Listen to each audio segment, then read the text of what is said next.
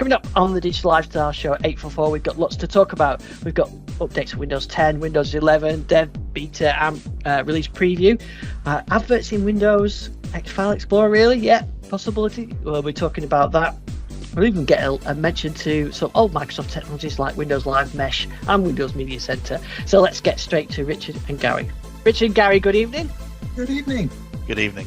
Oh, Gary's back in his virtual house tonight, not in his actual car. Yeah, that was fun last week. I enjoyed doing that. I was actually amazed it charged that quickly. We actually got it done by the end of the show.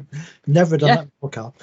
Yeah, it was good. Like a bit of drama and a bit of jeopardy. Will you want in that hour show? Yeah, it was good. That I actually had a couple of feedbacks on that, so I think people like that. But yeah, you're back in your virtual Pantone of the year or whatever. Yeah. So, by the way, there's a Windows theme that you can get with that color in as well, which so it's a bit like the Windows 11 backdrop, but it's based on those purpley color things. I actually stuck that on one of my work laptops, so it's so it gives so I can recognize it from the other laptops that I've got. So when you switch your monitors, you need to know which one's which. So. We've got plenty of things to be talking about this week. We've even got some Windows 10 news, not just Windows 11 news. Some builds of Windows 11, Android for subsystem. Microsoft got an event coming. I want to find out a bit more of that. Adverts and and even you can possibly get Windows 11 on this Surface Duo. Although my Surface Duo should have a sad face on it at the moment because I've broken it. My version 1. Oh no! How have you done that? I managed to nuke the partition with the OS on it. Why did you do that? Because I was trying to put Windows 11 on it. But I'm not giving up. I can try some of the recovery modes, and I can get command line stuff. It's very good for a command line. It's just Windows itself is not so good. So a bit of work to do that. I won't be trying it on my Duo 2. That's for definite. Right. So where should we start? Let's start old school. Let's go Windows 10. Did you see Windows Insider with Windows 10 have been thrown an update out this week? Yeah.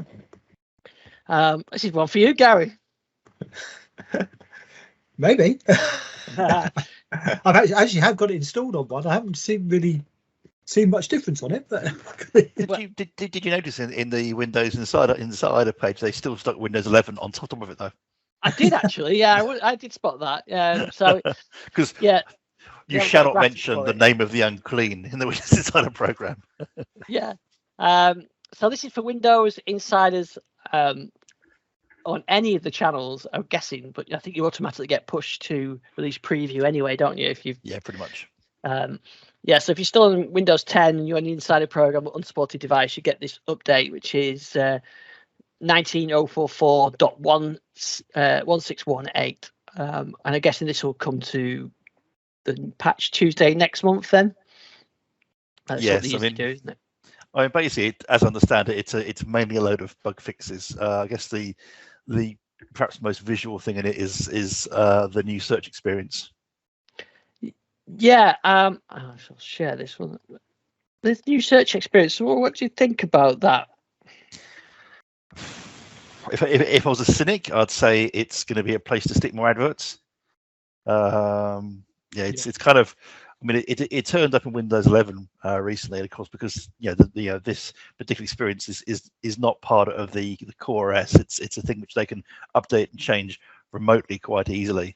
I mean, part of me says, okay, it'd be great because it's going to give me a trending thing, but equally, I do wonder if there'll be sponsored content there. But I don't know. Am I being cynical? Probably. No, I mean, there does seem to be a trend towards adverts, doesn't there?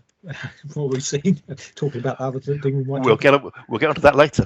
And it's not so much like an advert, buy this, buy that. It seems to be more perhaps a trend for sponsored content. If I click on hover over my weather, I get a load of content, and I get the top stories there, but I also get some additional content in there that perhaps I might not necessarily need, and someone's perhaps paid for. So it's kind of blurring that line between advertising and content. Although the key thing is you can turn it off if you want. Yeah, and I think if you sign in with your work account, you get a bit more work related stuff in there as well, as opposed to the.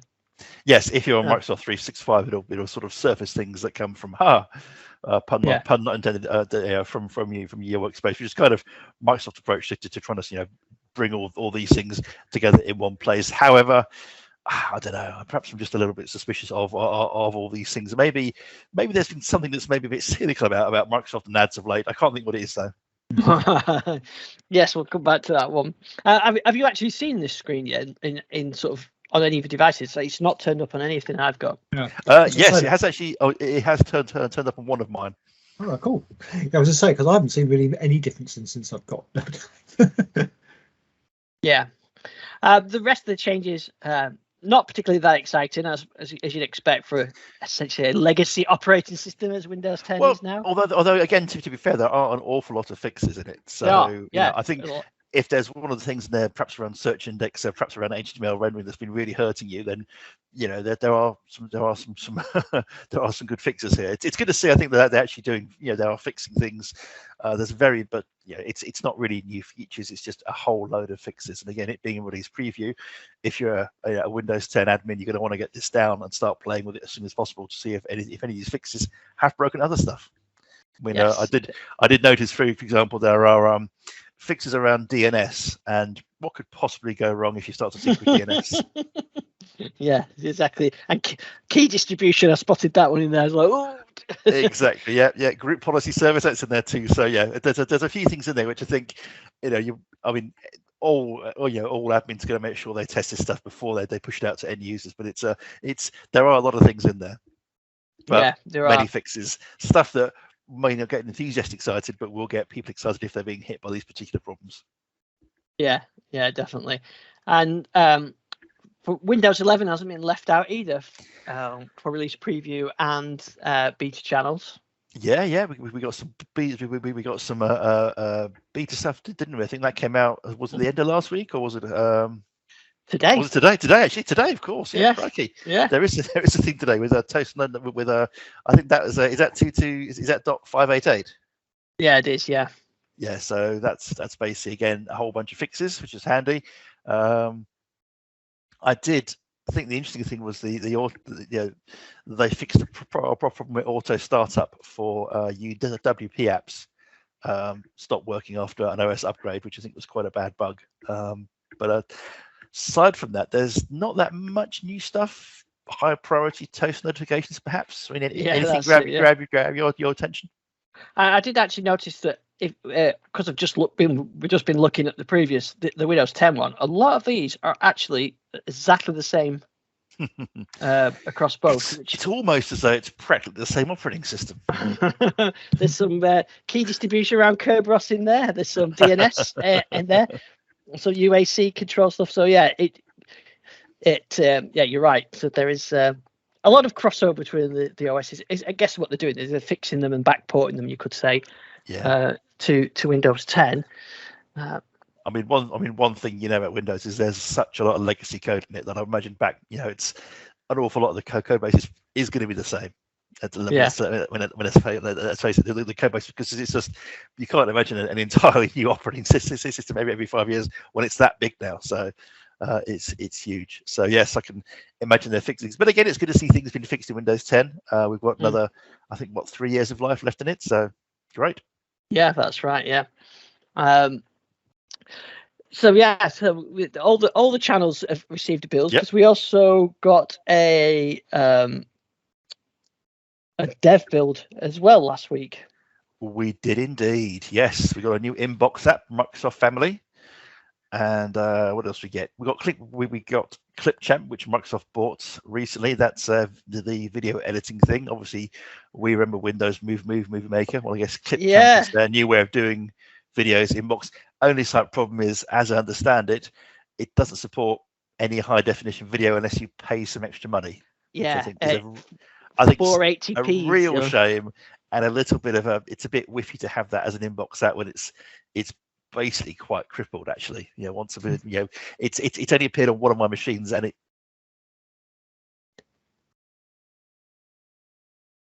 I remember the last time I edited video of that definition. Yeah, it's a funny one, that, isn't it? Because I'd never heard of it, but I remember it seemed a few months ago that Microsoft bought the app effectively, didn't they? So yep. I'm surprised. Maybe there's just got a bit of contracts to work through or whatever, because it wouldn't. I can't see them when it really. It kind of feels like Microsoft introducing their own bloatware. Yeah, I mean, I thought we were over that when Candy Crush kind of disappeared, but no, it appears, it's come back, and it's I mean, I would say not bloatware if it was, if you didn't have to pay extra for it, because again, I remember Movie Maker and that worked pretty well. So, seems a shame they've purchased this thing, and now you're having to pay for what is, I think, frankly, quite basic functionality. You just, again, correct me if I'm wrong, but you can't do much with 720p or 1080p video through it without paying money. No, correct. Is that right? Yeah, it's 480 is the highest. Yeah, which is, I mean, 480. That's sub YouTube, isn't it? Really? Yeah. So, I mean, these days that's pretty bad. I mean, obviously, in the days of Encarta 95, it'd be fantastic. Yeah, I think I just wonder whether it's around the fact it was a separate app, and the fact that maybe at some point they'll just they'll get rid of that. I really hope so. I really hope so. I hope so, because as much as Windows Movie Maker, actually it was pretty useful. You didn't have to buy a third-party tool. You could make little videos from it, and it was great. And people, I remember, used to do you import your photos in and put some music on, and make a little video for you. No, people don't do those now, but people definitely do video editing. Even if it's just clips for TikTok or YouTube or whatever. So I think Windows should have that filtered. I really thought it shouldn't even necessarily be a separate app. It should be part of. In fact, what happened to that being built into? Wasn't it built into the Photos app for a while? There was some stuff in the Photos app. I'm not quite sure if that's gone away now. If that's it was one of the creator updates, wasn't it? That it was. Yeah. There's so much good stuff in that creator updates for creators, and then it all vanished. Typical Microsoft. Yes. Got bored and moved on. Yeah. Yeah. In fact, when you're looking back now, that creators update was. Most of the stuff from that has been backed out by now. A lot of the things that were introduced in there have disappeared. The 3D paint and all those kind of things, and the all the mixed reality kind of stuff is kind of slowly taken out over time. Yeah. Yes. Yeah. I mean, I think certainly the Windows mixed reality stuff is that all feels again like almost a failed experiment. I mean, we'll see when HoloLens 3 comes out, but certainly, the Windows full-on VR headsets don't seem to have set the world on fire either. No, and actually, a few builds of Windows 11, the last few builds up until this build that we're looking at now, this 22572, it didn't actually, mixed reality wouldn't start up. So, if you were a Windows insider and you couldn't get your mixed reality working. I think that is in one of the fixes in here somewhere. There you go.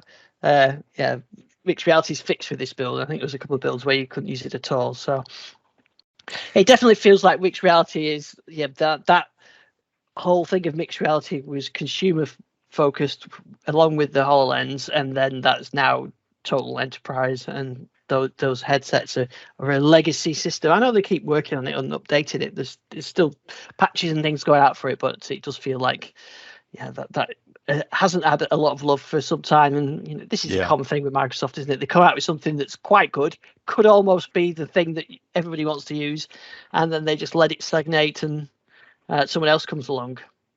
Yeah, sadly, that does seem to be how it goes. I mean, I'm hoping we'll see a Duo 3 phone as well, but I guess that's got to really happen probably in the next few months, and it's been very quiet on that front too. I don't think we'll see a Duo 3 till next year now. I don't think they'll get them this year because the hardware, I suspect they'll just work on the software on it. But I think it's slightly different with Android. But because of its enterprise focus. But anything that's pure consumer play just seems to be. I don't know. I mean, if you're going to leave it 2 years between 2 or 3 updates, if that's true, then I would say that device is dead, because that's not how the Android phone market works. Simple as that. Yeah. You know, it's that. I mean, that's a real problem. But we'll see. We'll see. Yeah. But we should. I mean, we're going to have to address the elephant in the room about build 2257.11.2, the dev channel, because something happened. Something happened. Yeah. So this got a lot of people very upset this week that. And rightly so. Banner adverts are coming to Windows 11. That's right, isn't it? That's basically it. Yes. I mean, it was. I mean, there are already ads all throughout the operating system, suggesting that perhaps you might want to use Microsoft services, and that's been a thing since Windows 10. In fact, even before that. I mean, just looking at my start menu now, I can see it saying, "Hey, maybe you should use OneDrive to make your shopping more secure." So it's not unusual, but I think seeing it appear on File Explorer really set people's teeth on edge, because it was just, really. And this was, I think an MVP spotted it in this insider build, and obviously posted, and we all saw it, and it was an advert for a Microsoft tool, or the service in File Explorer, kind of bang smack beneath the navigation bar, so you couldn't miss it. And they got a lot of people very hot under the collar, and it transpires that it was an experiment that should never have gone live, which raises questions in itself. So obviously they're playing so the question then is, well, they're clearly playing with it, and how did they make it? How did they accidentally turn this stuff on? And it's clearly in it must be in the OS, the capability to do this. And so it's not a good look, whichever way you look at it. And the danger with it is this kind of press it's bad. It's bad press. But I think it'd be one more thing. People might think, well, who actually owns my computer, my OS? Because suddenly I just, I've got this thing. I've paid money for my PC. I've paid money for my operating system, and yet I'm still being slung adverts. Maybe I should look elsewhere. Yeah, and I did see it's quite funny. Some of the could be pointing out that some of the websites that were throwing up in arms about this, you had to click through 20 banner adverts and everything else to get anywhere near that. Kind of quite amusing, but I understand the sentiment. There's kind of areas of the OS that are deemed that's sacrosanct for putting banners in, and File Explorer is probably one of those things. Yeah, I mean, it is one of those things. And also, I mean, I do have somebody, obviously, writing for a publication as I do. I've got sympathy for the fact that's how they, these websites, you click through banner ads because that's how they make their revenue. Whereas you've actually paid Microsoft money, either by buying your PC or however else, to get Windows, and yet you're still having adverts put on it, which I just think just leaves a bad taste in the mouth. And I think also they're probably on some very thin ice with the regulators if they start advertising their own services through their operating system. So there's no way you can avoid the ads, and the ads direct you to more Microsoft services that you might want to subscribe to. That again, I mean, the company, it's already in some difficulties with the regulators, certainly in Europe, around the promotion of Azure and OneDrive. I think the last thing they want to do is fan those flames by saying, "Oh, look, there's more adverts where you might want to go and use Microsoft Editor or perhaps Office 365 or whatever." So, I must admit, I mean, I do sympathise to a certain extent, but I just think ads full stop in a paid-for operating system are bad form. If there was a freebie, it's okay, it's all free, it's ad supported, that'd be fine. But there is, you are paying for this, and yet you're still getting ads, and that. I'm not sure about that, really.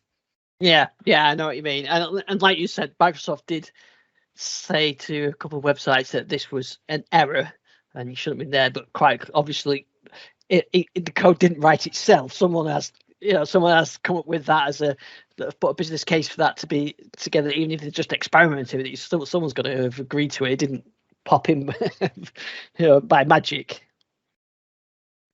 Exactly. Yeah. So it's funny that the thing with advertising. Now I noticed if you've got Amazon Prime and you watch a TV show or a film on Amazon that's included in your subscription, you get adverts. You do now, yeah. At the start, yeah. Although you can skip them, so it's but they are there, and that makes me angry too. Yeah, I get very grumpy. I say, I've paid for this. Why are you selling me adverts? So yeah, and Netflix doesn't do that yet, although I think they've said never say never. But I think, I mean, I get aggrieved when you see people who subscribe to, say, I don't know, Sky TV, and they accept that they get adverts. You think, well, why are you accepting that? I mean, you're paying a lot of money for this, and yet you're still being advertised at. Yeah, well, of course, that goes back to us media centers with we had the automated ad skipping and everything else. We did, yeah, exactly. And of course, now they say, oh, but go streaming and be fine. Of course, you go streaming, you can't avoid the ads unless you do some very, very hokey stuff.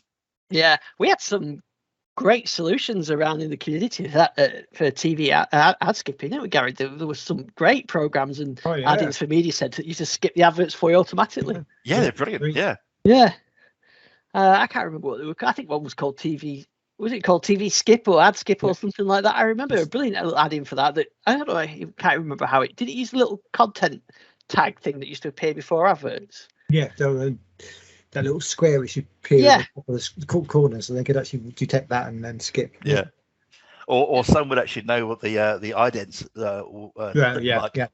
and would skip based on those two. So yeah, really clever stuff. Obviously back in the media center days, and that also saved disk space. Just saying. In fact, didn't it used to? Yeah, I remember it was offline, wasn't it? So you'd record your shows, and then it would run on those files, take the adverts out, and then you could just watch them completely ad free. Yeah, fantastic. Yeah, and now with the Sky, you've either got to fast forward your adverts, or if it's streaming, then you've got to try to skip. Oh yeah, and if it's streaming, the advertisers need to get to grips with how they're doing adverts on streaming TV, because you watch something like, I don't know, All 4 or whatever, and you can't obviously avoid the adverts, and it's the same adverts over and over again. Yeah, it's terrible. And you think, there's someone. I think someone said when watching YouTube, if your product interrupts my YouTube video that I'm watching, I'm basically not going to buy it. And that's almost how I feel about some of these products now. It's a case of, I understand it's ad supported, but equally, you think, I just don't want to see this. I'm not interested. It should be smarter to know that, you know what, I really don't want to buy a walk-in bathtub. Not interested in that at all. So. And then I noticed most of the time I watched the F1 through Sky. I think I was on.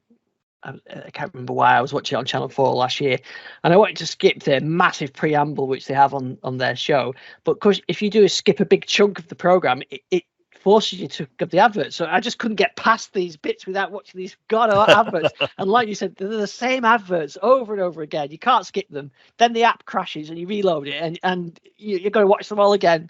Yeah, it really, and that's one thing where Netflix have got it pretty spot on, that their experience is that there is very little interruption to actually viewing the content, whereas you get on ad supported platforms like Channel 4, or then they've got to pay for it somehow, and that's where it becomes there's a friction, isn't there, to watching one of the services on that. And I know that if you talk to my sons, they won't watch anything on Channel 4 or ITV, especially Channel 4 not as bad, but ITV, they won't watch anything on ITV because the adverts are just too get in the way too much. They watch iPlayer and they watch Netflix all the time, but anything on those other services, they say it crashes all the time, it's not reliable and whatever. So as soon as you put a bit of friction in there, they just don't watch it, because there's other things you can watch.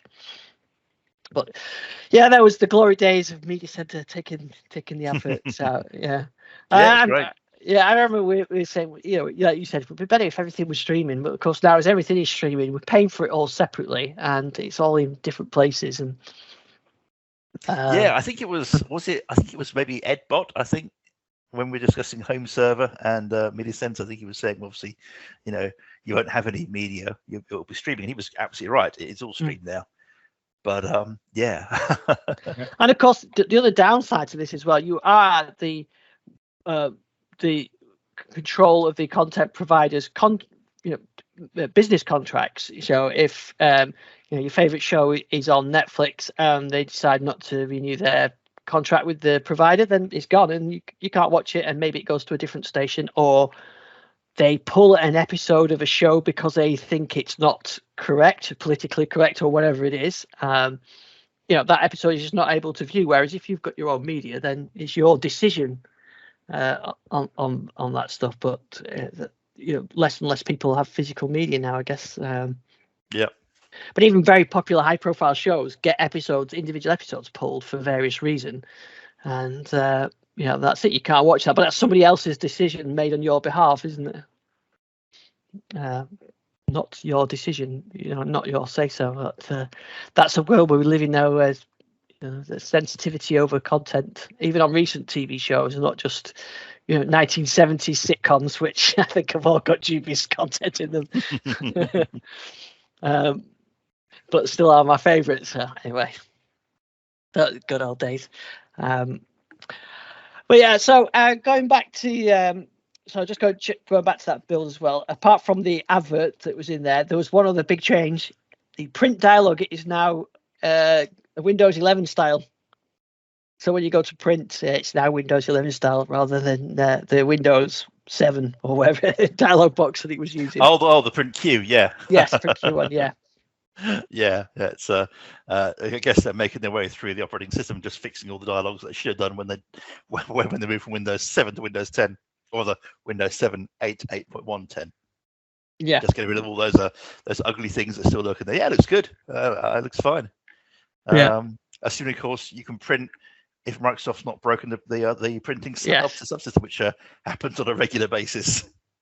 Yeah, that's they're doing a bit for the environment there by breaking those. Yes, they are. They are indeed. Oh, do you really need to print? We are dunking on Microsoft today, aren't we? Really, I'm so sorry.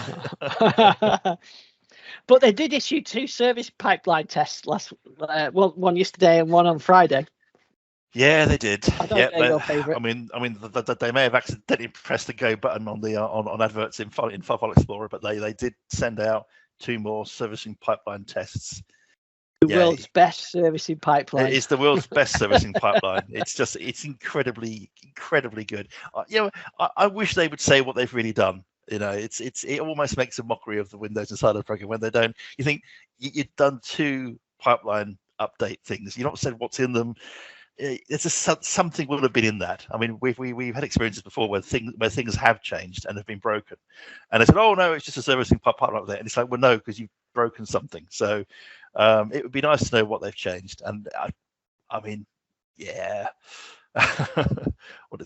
they came out. I think there was like a 2-day gap, was there? I think between them, pretty quick, weren't they? Yeah, I'd love to know what. Yeah, maybe we'll try and get something from the Insider team back on the show to lift the lid on what those well, exactly tests really are.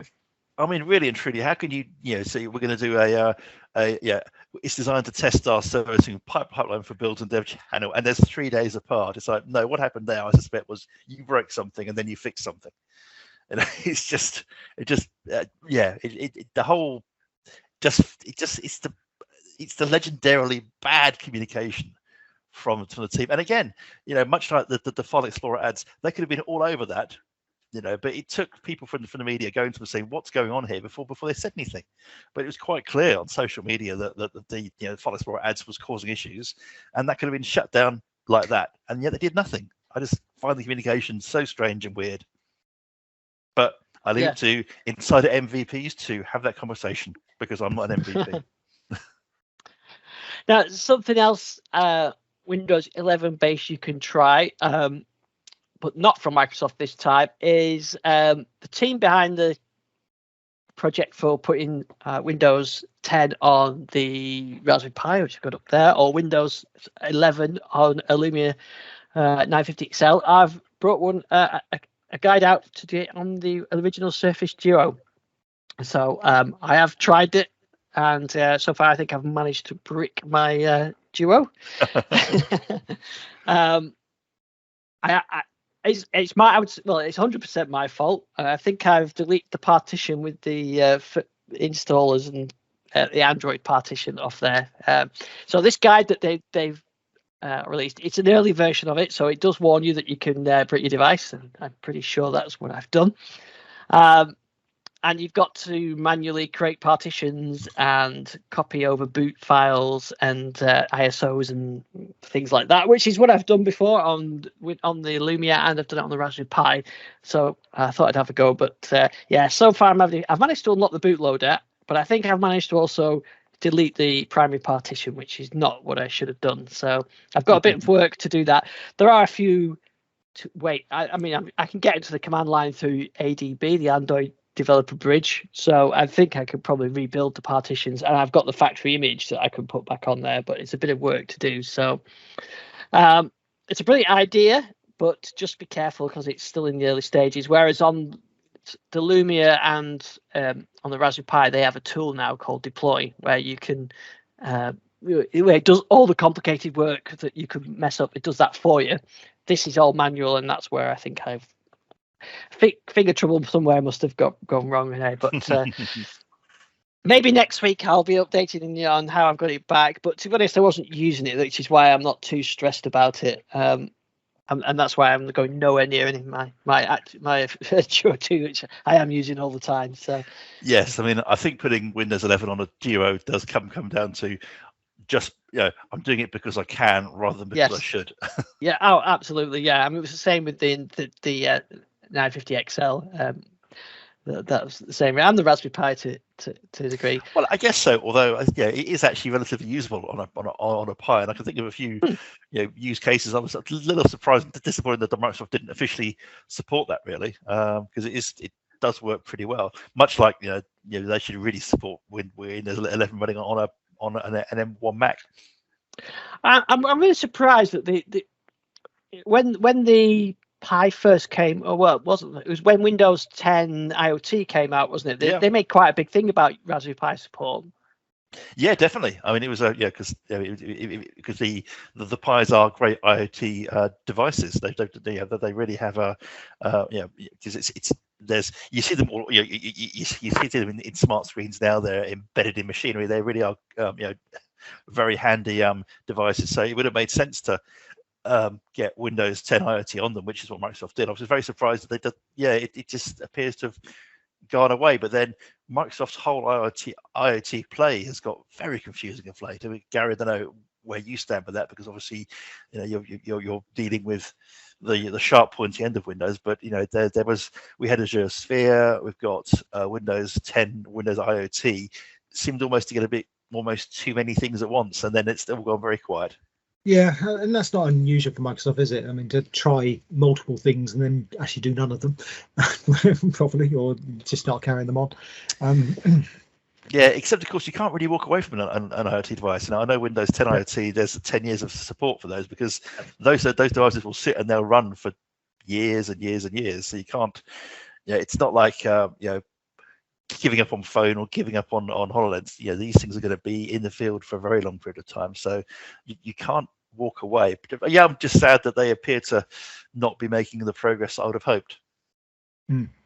Yeah. And I think even the hobbyist element of it with the Pi, I thought was good, because it gets people into doing projects with Windows rather than using Linux. Exactly. And although that said, just on a whole different topic, did you see the guy who got a Doom working on a Pi Pico, the microcontroller?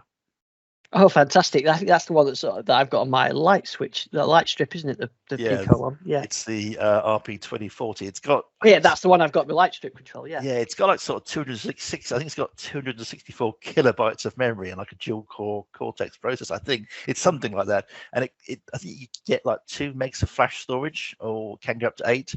But yeah, I saw.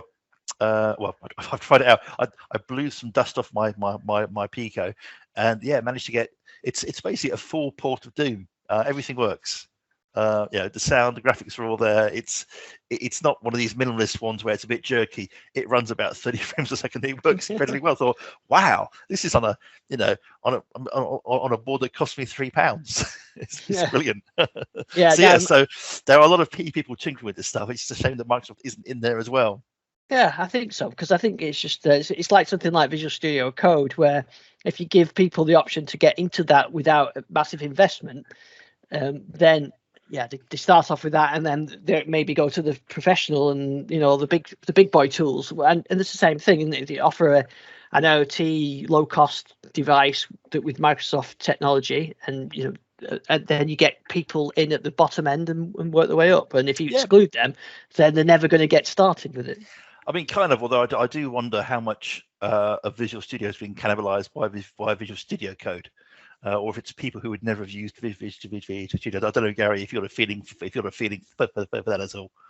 I think it's different. I think most people who use VS Code they either use VS Code and Visual Studio, or they wouldn't have used Visual Studio in the first place. Okay, because I mean, VS Code is a great editor. I mean, I use it all the time. It's really, I do also have Visual Studio as well when I want to do something that's a bit more in depth. Normally with mobile apps, if I'm honest. Yeah.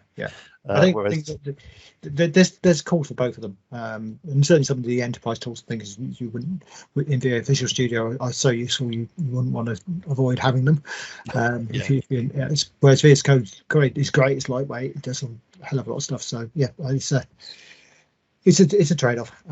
But for hobbyists, I think VS Code is a really good thing. But with your code head on, Gary, what did you make of the suggestion to put some type checking into JavaScript? JavaScript. Oh dear, deep breath there, deep breath. Well, I'm not a huge JavaScript fan anyway, because I think it's been designed to be everything for everybody, so it can be everything for everybody and be very difficult to understand. But yeah, I don't. I mean, it's TypeScript then, isn't it? Well, it's come for the TypeScript. It's come for the TypeScript team. I mean, as I understand it, it will be fully optional. So I think it's designed to kind of make the likes of TypeScript and Flow go a bit faster because they don't need to do the same parsing. But if you stick it onto a say a browser, existing JavaScript engines won't be forced to actually do it. Although I do wonder if there is type checking there, then maybe they will. It's being done as comments, isn't it? I think is that right? Yeah. So I mean, if that is there, maybe we might see some engines trying to sort of speed things along, because if they know what types things are, then I mean, it certainly has some advantages from the compiler and an interpreter type and stuff like that. And it's just sorry, Ian, I got very nerdy there. Do apologise. That's not something you ever need to apologise on this show. So back to the IoT. I think that's just a bit of a shame that they don't support, as you mentioned, they don't support Windows 11 on ARM because it works. So why not support it, even if it's just as here's things you can do and try. Don't actually have any actual technical support, but feel free to give it a try. Yeah, because Windows and ARM is still a thing. They're still making Windows and ARM. That's not gone away yet. So I'm surprised they've not just pushed that onto more devices and said, here you go. And it just seems an odd thing to make it, one, hard to get hold of, and two, when you can make it work, unless you stick it on an approved device, it's going to probably not work, or not work for very long. Yeah. I'm surprised they didn't do that. Did you see that we've got a Windows event actually coming up in a few weeks' time? Windows powers the future of hybrid work with Panos Panay that's going to be presenting that. So I think it's the beginning of April. Oh right, I presume that must be part of the work trends indexing that's due out tomorrow. Yeah. So I don't. It says see the future of hybrid work powered by Windows. So I'm not sure what I expect to see. We're not going to find anything out Windowsy, are we, or do you think it's going to be more Office 365 Teams kind of thing? I mean, I've got 8 bottles of gin in my house at the moment, so I intend to have a shot every time the word Teams is mentioned. Should be just about enough. Teams will be there. Teams devices, I think that's likely. Yeah. Yeah, Teams, I mean, it was 5 years of Teams. I think yesterday, wasn't it? As in March 14th. So 5 years of Teams then. So yes, I'm sure there'll be lots more Teams. There'll be lots more devices. Maybe they'll do some decent webcams. I mean, bits and pieces. Presence robots. Yeah. I mean, Microsoft 365 stuff, I guess. Yeah, I just found it all it's not quite as exciting as a big Windows reveal, but I don't suppose we're going to get anything like that for a while, unless they talk about some of the 22H2 features that are coming that we're already testing in the dev channel. Possibly. It seems quite early to talk about that. Yeah, I can't think of any of those that are specific to do with hybrid work either. I mean, I think, as you say, it'll be to do with Teams. Perhaps they'll be bundling. Well, I'd say perhaps they'll be bundling more bits of Teams in Windows, but if they did that again, there are issues with the regulators at the moment that are getting very concerned about how much bundling Microsoft is starting to do, which could hurt competition. So we'll see what happens there. But yeah, I mean, hard to get too excited. Maybe some devices, yeah, with some webcams. yeah. That's not hardware, not new services then. Teams for Xbox. There you go. That wouldn't surprise me. Well, we've got this thing, isn't we? This probably needs clarifying at some point by Microsoft. Is that we've got the Teams things that comes bundled with Windows 11, and then you've got Teams. So we're using Teams now, but that's not the same Teams I've got installed on my app with the Teams logo with the white T, and then I've got the Teams logo with the blue T. Is the one we're using now, and it just seems crazy that we've got two versions of Teams installed on my machine, one which I never use and one which I use, for the Teams stuff. It just, it's confusing, isn't it? And I think perhaps that needs simplifying a little bit. Yeah, I think you're right. And then, of course, you've got Skype and Meet Now and everything else. So it's back to the old thing with Microsoft, isn't it? They've got all these communication tools that it's still a bit confusing. Rather, they had Skype and then they had Teams and then they had this extra version of Teams thing, which it's not quite. It doesn't make very clear what it is, does it? If you were a new user and you had this new version of Teams, you get a new Windows 11 machine and you've got the Teams with the white T. I'm not sure that anybody knows what that really is, and who is anybody really using it? But people understood Skype, I think, a bit better. But yeah, I think so. I mean, I guess with Teams, it's more about the collaboration. One thing I have found interesting, actually, though, about Teams is right now we're looking at schools for our daughter who's going to move to what in the UK we call secondary school, kind of sort of aged 11 and up. And every single school we've been to, they all use Teams, and that's because they transferred across to Teams when they had to do the remote learning, and they all in a big hurry went. Some use Google Classroom, but they've all now begun to standardize on Teams, which is, I think, interesting because we were thinking a few years ago about how Microsoft was going to survive, with kids not using Microsoft tools in the classroom anymore, and yet now Teams appears to be the future. Yeah. Yes, I know what you mean, and I mean, when you use it like that, it works really well. So, yes, I mean, I find it very frustrating personally. The same way you do. It's like, which version of Teams am I using now, or worse and than that, which tenant am I using exactly? I think that's one thing that maybe that's the future of hybrid cloud powered by Windows, is they've just sorted out how you can switch tenants easily. It could be that. It could be a case if you could now use different accounts, and there was this huge cheer and sigh of relief. And then, especially from Garry. How many tenants have you got now, Garry? 17. That must make for a very entertaining thing. Yes, certainly. As soon as you have more than one Microsoft Soft account on a Windows install, I find everything goes wrong quite quickly. Yeah. It also slows things down a lot as well. It really does, doesn't it? Yeah. I've only got 4 here, but it's noticeably slower on machines where than machines where I've just got the one. I think 3 of those tenants are from me in the last few weeks, Garry. Yeah. But you're interesting to say about Teams has kind of reintroduced. Has brought around that change again, hasn't it? Things have come around again, like you said. I think it has been a good tool for Microsoft, really, though. Some of the other data described Teams to me as the next generation business operating system. Oh God, really? Because you spend all your life in Teams now. Yeah, I mean, I must admit, yeah, I'm not a fan, if I'm honest. But yes, exactly, it's the new way of working, and that's a sign that I'm getting old. I think that just. A messaging platform. Oh goodness me! But yes, it's all about collaboration.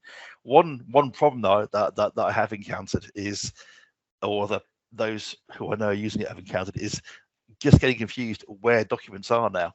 Yeah, where is this document gone? It's somewhere in the in the ether. It's in SharePoint or it's in Teams, and we're all editing it together and collaborating. And it's like, well, where is it? Where is the actual file? And it's there's that concept has gone. Yeah, and I'm actually quite good at this now through experience of troubleshooting those issues. We've come since rolling out Teams and OneDrive and everything else. I've become a bit of an expert on OneDrive crashing. OneDrive's a great program where if something goes wrong, it goes, I don't know, crash. It doesn't give you any error message. It doesn't say, you don't even get the old cryptic 0x100-942 or whatever. It just closes. So I have got used to that. They say, no, it's still there, and then you move your mouse pointer over the icon. Yes, that's it. Gone. That's the one. Oh, it's not really there. That was just its ghost hanging around. Yes, absolutely. That is 100%. The ghost icon, exactly. Although to be fair, it isn't just OneDrive that does. I've got a few tools to do the same thing where you think, well, it's not crashed. I can still. Oh, it's gone. Yeah. Because someone say to me, well, I've been saving it all in OneDrive and the icon's there, and then you hover over it. Oh no, it's not. Yeah, it's not died really a long there. time ago. Exactly. It's a phantom app. Yeah, that's very true. That OneDrive is definitely one of my favorites for doing that. Because people say to me, well, it's all right there, it's got the tick on everything. Just hover over it. Gone. Exactly. Gone. Yeah. And at that point you say, let me just go into the event view and let's see what really happened. Oh. Yeah, and it's very cryptic, and there's not a lot of troubleshooting. And if you go and try and to do any troubleshooting, 99% of the time is uninstall OneDrive and reinstall it. So, although I must confess, I mean, I would be, I would have so many problems if it wasn't for the likes of OneDrive, because I can hop from machine to machine to machine, and they all just work. All my files are in the same place. Everything just works, which I do find that. Oh yeah. A very impressive, way of working, and that's only really happened, I think, for me in the last 3 or 4 years. Yeah, definitely. I mean, in fact, it's Windows Live Mesh. Yes. Oh, those are days. Yeah, Windows Live Mesh when you had your cloud desktop. Yeah. And that was what was he called? That was at Microsoft that developed that. Who wrote Lotus Notes? I've forgotten his name now. He was the chief technology architect, wasn't he? After Bill Gates appointed him when he quit the role. And he was the developer of Lotus Notes. Jim something, was it? Oh, forgotten. Let's know this. This sounds like a Christmas quiz question. It does, doesn't it? Yeah. That was a good operating system, actually, that Live Mesh. But that's another thing that kind of got some of the elements are still there, but you had a cloud desktop, didn't you, as well? Instead of the OneDrive, you had that cloud sort of system. Yeah. Was it Jim Olchin? No. I mean, he was quite hub in tech, wasn't he, in the days of Cairo and things? No, it was Ray Ozzie. Ray Ozzie. Oh, Ray Ozzie. You threw me by saying Jim. Yeah, so did I. Exactly, that was the thing myself. Jim. Oh, Jim. Yeah. Oh, no, Ray. Okay. Very close. Yes. I mean, it's the same, So it's both got vowels. It's like the worst word or clue ever that is. Yes, that's like window the Christmas quiz. Yeah. Well, that's it. I mean, obviously, those engineers have got great stories to tell. Did you follow the Raymond Chen blog at Microsoft? Oh yes, yeah. The New Old Thing blog. That's brilliant. That is. He does have some great war stories.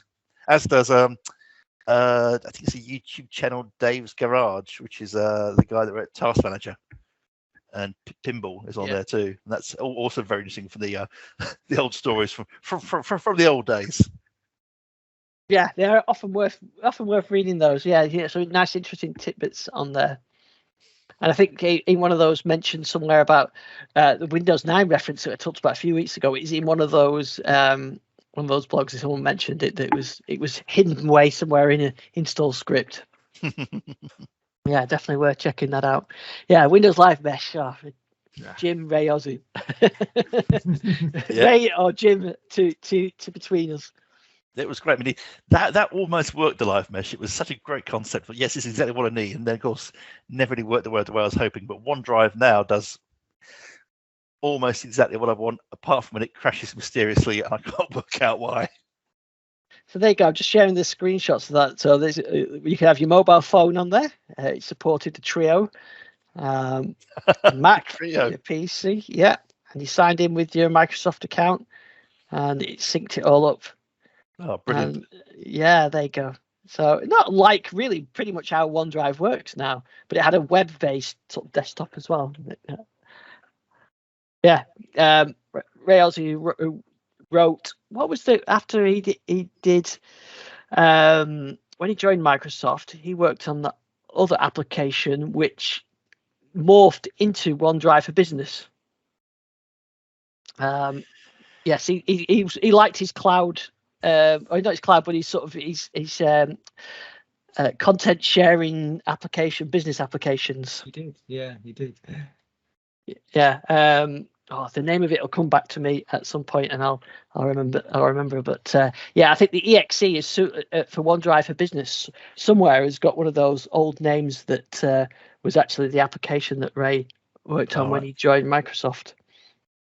Yeah, I think Ozzy, he was one of the movers and shakers behind Azure, wasn't he? He was. He was the guy who announced Azure. Oh, the original Red Dog. Yeah, Project Red Dog. Yeah, I mean, to be fair to Microsoft, we've been quite hard on this week, but yeah, I think when you look at the cloud stuff, they really did get the Azure side of it right. Yeah, they did, and I mean, Groove, by the way, was the thing I was thinking of. The Groove. You see, there you were. You see, you bigged them up there with Azure, and they've mentioned Groove, and now I'm all sad again. Yeah, so there you go. Yeah, but they got the cloud side of it right. That's actually, on the Azure front, there was a report out, I think, that showed that had Azure just started to edge ahead of AWS, Amazon Web Services, in a few markets, which I think is quite interesting, because obviously Azure has been creeping up, and I think it's looking like it may, in certain sectors, be beginning to overhaul AWS, which is and again, I've got to give Microsoft credit for turning the company around and doing Azure in quite the way that they have. Yeah, absolutely. Yeah. It's been a fast turnaround, and now so much stuff is powered by Azure in the background as well. A lot of stuff that we don't see but is under the hood is all running from there. Like Windows search. And the adverts. Yes, Dave, it all comes around. It all comes back to the advertising. Well, on that no, I think we should leave it for this week. Before we round up, so Garry, how are you getting on with your car? Everything okay? Yeah, it's going well. Yeah, I've just recorded an interview with a guy called Brian who runs the EV Odyssey channel, which is all about EV6, and we've been chatting about one or two of the little bug glitches that's just still in there, but nothing major. Certainly a lot less than my iPace had when it started. So that'll be going out on my channel at the end of the week, hopefully. But yeah, no, it's been going really, really well. Very impressed with it. It's definitely a jump in and drive car, and it handles lovely. It's interesting actually. One of the things that I just hadn't really sort of grasped was this business of the fact that the smaller battery costs you less money. Even though, so the fact that I'm getting actually just a little bit longer range than I got on the iPace, which is good for winter. But it's the fact it costs me a lot less money to charge it every night. So it's really good. So that's that's a top tip if you're buying an EV. Look for one which goes a long range on a small battery. Yeah, definitely makes sense. Just remind us then where we can find you for your. You can find me at Garry WMA on Twitter. And I'll announce anything I'm posting on YouTube there. Excellent. I've posted a few how-to videos over the last week. How to enable Hyper-V. If anybody wants to try out Hyper-V and you've got Windows 11 Pro, I've posted that video. Video of using the Surface Laptop Studio. I only mentioned it once this week. Isn't my webcam looking clear this week? Yeah, very good. Yes, so I've got some more how-to videos coming up soon. I've got one on. Oh, that's actually what I published yesterday, how to stream music from Android to your Windows PC and play it through your PC speaker. So if you've got something on Android and you want to play it through your PC, I've got a video on how to do that. It's all built into Windows, just with one app that you need. So I've done that as well. So you can find me on Twitter at ISDixon. Richard, where can we find you and your Lego, which I saw crop up on my feed a couple of minutes ago? Oh yeah, you can find me about to have a massive Lego disaster on Twitter at Richard_Speed. I hope you're capturing this on video if you're going to have any jeopardy.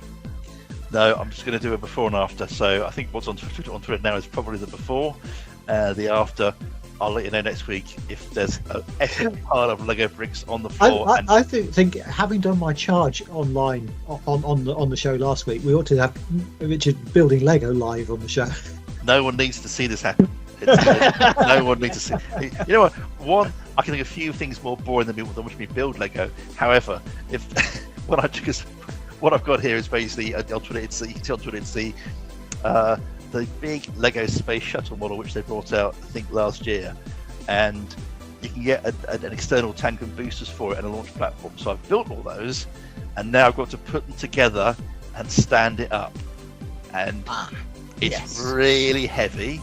And bits keep falling off, so I'm debating the use of glue at the moment, but don't tell anyone I said that.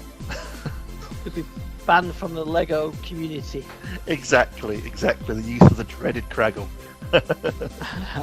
Right, so where can we find you? I've asked you this. You can find me on Twitter at Richard_Speed. Excellent. Well, we'll be looking out for that, and when I see any advice on that, anything comes up on that. We'll be back same time, same place next week. We'll see you then. Take care. Cheerio. Bye-bye.